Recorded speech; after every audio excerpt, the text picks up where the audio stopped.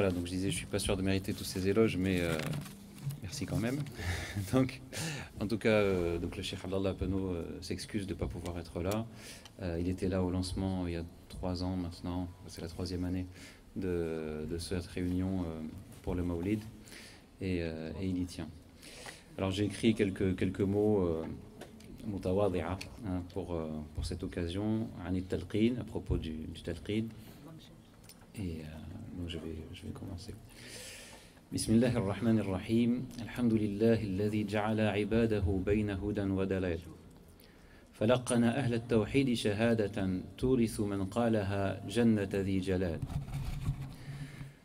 فنقلوها إلى أبنائهم أجيالا بعد أجيال فحفظوها أمانة في قلوب الرجال وأما من لم يقلها فإلى جهنم والله عزيز المحال فصل اللهم وسلم وبارك على من ليست نور وجهه كنور الهلال بل كالبدر فأكرمنا يا مولانا برؤيته في الحال وفي المآل اللهم صل عليه وعلى آله وصحبه وأتباعه بالغدو والآصال وأشهد أن لا إله إلا الله وحده لا شريك له حكم فعدل وأعطى فأجزل وأشهد أن سيدنا ونبينا وحبيبنا محمدا عبده ورسوله وصفيه وخليله أفضل نبي أرسله اللهم صل وسلم وبارك على هذا النبي الكريم وعلى آله وصحبه الغر الميامين وسلم تسليما كثيرا وبعد فها نحن للسنة الثالثة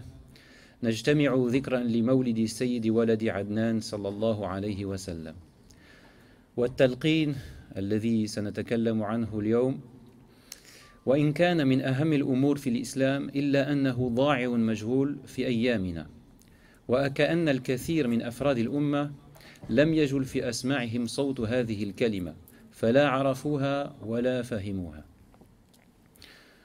Le talqin, donc, qui est le thème dont on va parler aujourd'hui, c'est pas un mot qui est très connu dans la communauté.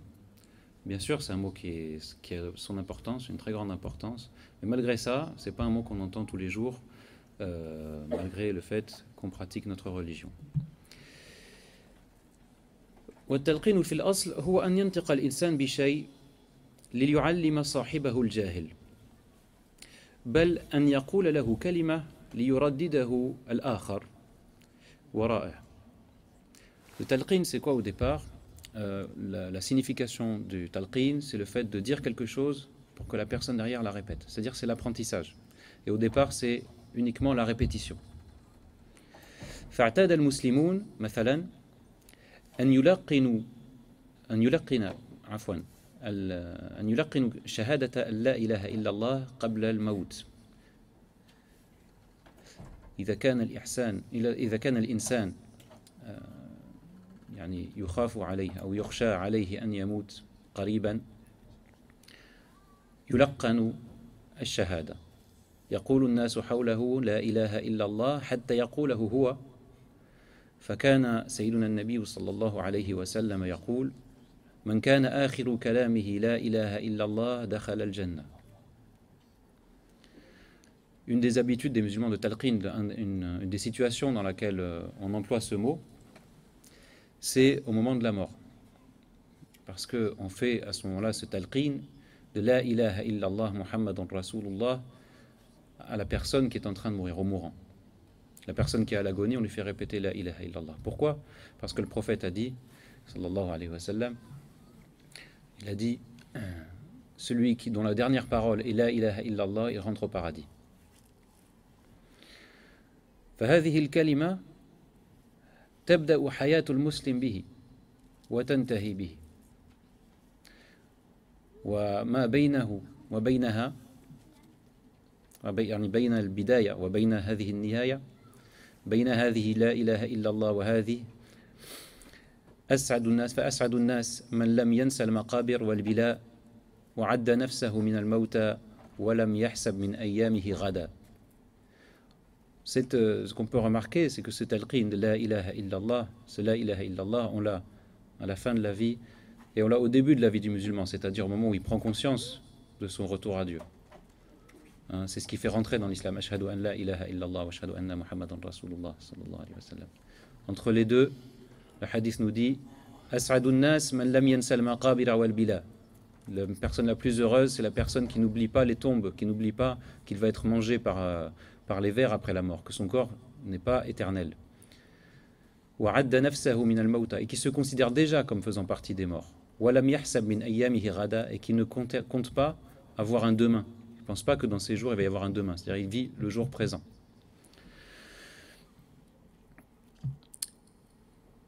مثل هذه الأقوال, ce genre de paroles comme la ilaha illallah, wal af'al, et tous les gestes, tous les rites, on les a appris de qui? On les a appris de Sayyidina Nabi sallallahu alayhi wa sallam.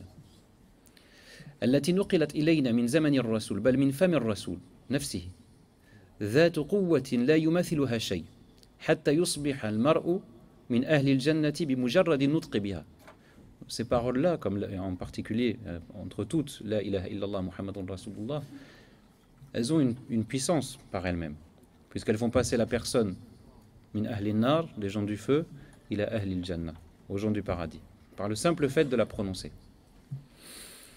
واعتنى الصحابة بنقل هذه الأقوال والأفعال حرفيا من بعدهم ومن بعدهم التابعين ومن بعدهم جميع أجيال المسلمين.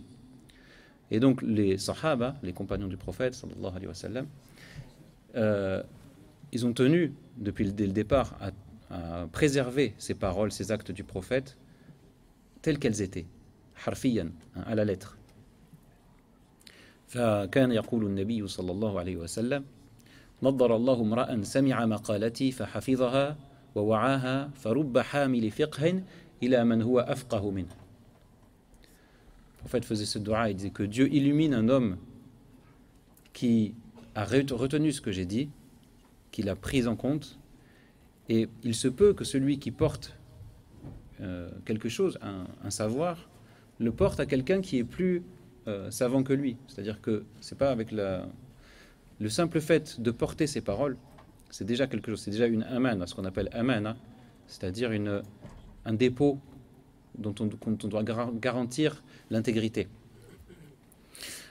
هذه الأقوال والأفعال هي كمثل حبة أنبتت 7 سنابل في كل سنبلة 100 حبة والله يضاعف لمن يشاء والله واسع عليم. On pourrait comparer ce genre de paroles à ce verset. Elles sont comme une graine qui va donner 7 épis, et dans chaque épi, on va trouver 100 graines. Et Dieu augmente la récompense de qui il veut. Wallahu wasi'un alim. لكن لابد لمن أراد الوصول إلى معاني هذه الآثار لإنبات هذه الحبة المباركة من زارع يزرعها ويحفظها حتى تكون شجرة طيبة أصلها ثابت وفرعها في السماء. Il ne suffit pas d'avoir cette graine, ce talqin, donc il est essentiel. C'est ce qui fait passer de génération en génération les paroles, les actes, les attitudes du prophète sallallahu alayhi wa sallam ilayna, jusqu'à nous. Mais pour que cette graine elle puisse donner des fruits, pour qu'elle puisse pousser, pour qu'elle puisse devenir ce que le Coran appelle shajara tayyiba, un arbre bon, un bel arbre, c'est-à-dire asluha thabitun, qui a des racines bien ancrées en terre, wa far'uha fis sama, et qui a des branches qui montent jusqu'au ciel. Pour ça, il faut quelqu'un pour la planter, cette graine. Il faut quelqu'un pour la faire grandir. ولذلك كان يقول النبي صلى الله عليه وسلم خذوا العلم من أفواه الرجال. Et c'est pour ça que le prophète sallallahu alayhi wa sallam a insisté, prenez la science de la bouche des hommes. إذا أردت أن تتعلم دينك وأن تتقرب إلى ربك وإلى رسوله صلى الله عليه وسلم عليك أن تجد من يعلمك، عليك أن تجد من تمسك بهذه العروة الوثقى التي تنتمي منه إلى سيد الأكوان صلى الله عليه وسلم ومنه إلى رب البرية عز وجل. Celui qui veut apprendre sa religion sérieusement, celui qui veut avancer vers Dieu, il doit trouver la personne qui va lui enseigner, qui va lui faire part de ses paroles et qui va le relier à cette chaîne ininterrompue qui relie au Seigneur des hommes sallallahu alayhi wa sallam et par le Seigneur des hommes à Dieu. إن هذا الطريق لا يمشى عليه بمطالعة الكتب بل بالصحبة الرجال الذين هم حاملوا أمانة الفهم الصحيح فعاشوا بها وما اكتفوا بالنطق بها. Ces gens qui sont nos mashayikh, qui sont les gens qui nous ont précédés, pas seulement dans l'âge, pas seulement dans les anciennes générations, mais qui ont appris, qui ont fait l'effort de s'assimiler ces paroles, qui les ont pas seulement prononcées, mais qui les ont vécues. C'est cela qui nous relie effectivement à notre prophète sallallahu alayhi wa sallam. ولذلك قال بعض العلماء إن رؤية تائب واحد يغنيك عن قراءة 100 كتاب في التوبة. C'est pour ça qu'il y a une parole qui est célèbre chez les ulama, c'est quoi? C'est de dire, il vaut mieux pour toi voir une seule personne qui se repent, plutôt que lire 100 livres sur le repentir. Quand on lit dans les livres, c'est toujours abstrait, c'est toujours quelque chose en fait qui reste à remettre à demain. Quand vous voyez le taïb, la tauba, le repentir, c'est la première étape dans la religion. Quand on voit la personne qui se repent sincèrement, on n'a pas besoin de discours. وإن لم يصحب التلقين هذا التأديب يخشى على صاحبه أن يصبح كالذين حملوا التوراة ثم لم يحملوها فمثلهم كمثل الحمار يحمل أسفارا. Comment Dieu, subhanahu wa ta'ala, a décrit les Bani Israël. Il a dit مثلهم كمثل مثل الذين حملوا التوراة ثم لم يحملوها كمثل الحمار يحمل أسفارا. Il les a comparés à un âne qui porte des reliques, qui porte des livres saints. Oui, il porte des livres saints, mais il reste un âne. Donc celui à qui on donne un dépôt, et c'est ça le talqin, je te donne une parole qui est sacrée, mais qui n'en fait rien, celui-là il est semblable à l'âne. وقد يسأل السائل إذا كان الناس أدبوا جيلا بعد جيل إلى رسول الله صلى الله عليه وسلم فمن أدبه. On pourrait se demander, bon d'accord, de génération en génération, les gens ont toujours reçu cette éducation, ont toujours appris cette religion, jusqu'à Sayyid al-Anam, sallallahu alayhi wa sallam, jusqu'au Seigneur de la création. Mais lui, qui est-ce qui lui a enseigné? Il a déjà répondu à cette question, il a dit « Addabani Rabbi fa ahsana ta'dibi » c'est Dieu qui m'a enseigné, et quel bon enseignement il m'a donné, quelle bonne éducation il m'a donné. فَلَا يَسْتَخَفَّنَ الْمَرْءُ هَذَا الْأَمْرِ فَإِنَّهُ مُهِمٌ وَرَسُولُ اللَّهِ صلى الله عليه وسلم هو وسيلتنا إلى الله. Le prophète sallallahu alayhi wa sallam, c'est notre porte vers Dieu. Le poète il disait فَأَنْتَ بَابُ اللَّهِ أَيُّ امْرِئٍ أَتَاهُ مِنْ غَيْرِكَ لَا يَدْخُلُ. Tu es la porte de Dieu, et quiconque vient à Dieu par une autre porte, il n'entre pas. Donc, nous rapprocher du prophète sallallahu alayhi wa sallam, c'est nous rapprocher de Dieu. وأخيرا أود أن أذكر أمامكم قصة تفهمنا أهمية تلقي العلم عن الرجال.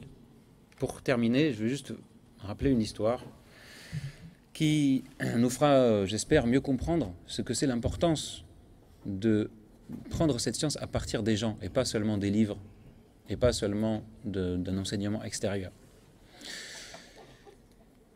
سأل مرة تلميذ شيخه وكان هذا التلميذ نصرانيا قد أسلم فسأله وقال كيف أصل إلى حب رسول الله يا سيدي. Un jour, un disciple qui était en fait un chrétien qui s'était converti à l'islam depuis peu de temps a demandé à son cheikh. Il lui a dit comment je peux arriver à l'amour du prophète sallallahu alayhi wa sallam. فإني أجدني أقرب إلى حب عيسى الذي ولدت في بيئة تذكرني به على الدوام مني على حب محمد الذي ما كنت أعرفه قبل قليل. Il dit je suis plus proche, je me sens plus à l'aise, où j'ai plus d'amour, je sens plus d'amour pour Sayyidina Isa alayhi salam, puisque j'ai grandi dans un milieu où on m'en parlait tout le temps, que pour Sayyidina Muhammad que je ne connaissais pas il y a encore peu de temps.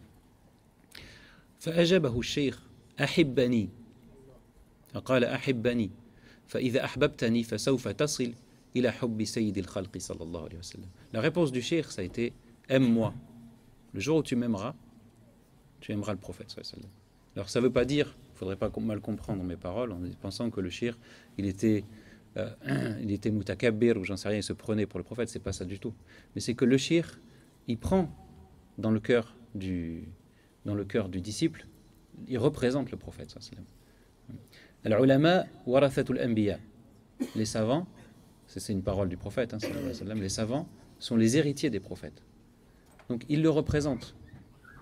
Nous, malheureusement, nous n'avons pas vu le prophète de nos yeux. Dieu ne nous a pas gratifié de de cette chance, mais il nous a gratifié de ces mashayikh, de ces ulama. Et c'est pour ça qu'on leur doit ce respect et que quiconque veut s'avancer dans sa religion, il doit se rapprocher des mashayikh. أقول قولي هذا وأستغفر الله لي ولكم فيا فوز المستغفرين الحمد لله وشكرا لكم والسلام عليكم